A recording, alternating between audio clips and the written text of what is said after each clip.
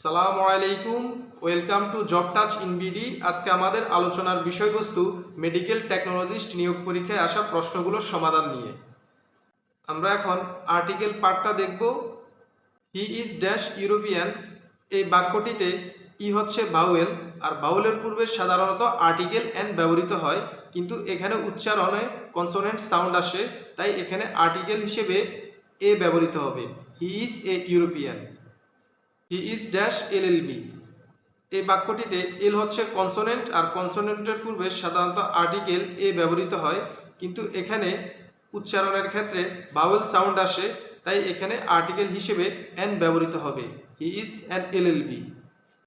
He is dash one eyed man, one যুক্ত শব্দের পূর্বে আর্টিকেল এ ব্যবহৃত হবে। He is a one eyed man. আমরা এখন প্রিপোজিশন অংশ নিয়ে আলোচনা করব।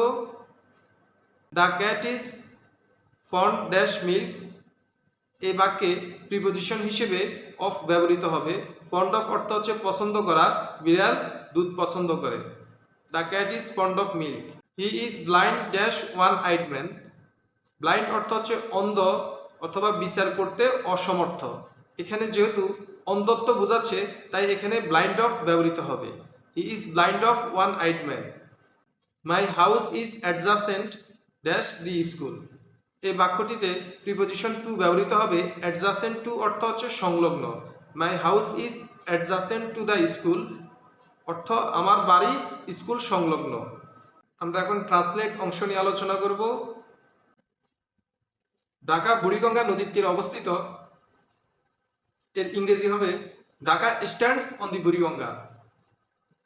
এখন 1:15 বাজে। It is 10:15। এক হাতে তালি বাজে না। It takes to make a quarrel. It takes to make a quarrel. ভিডিওটি ভালো লাগলে লাইক দিন। নতুন নতুন ভিডিও পেতে এই চ্যানেলটি সাবস্ক্রাইব করুন। আজকে এই পর্যন্ত। আল্লাহ হাফেজ।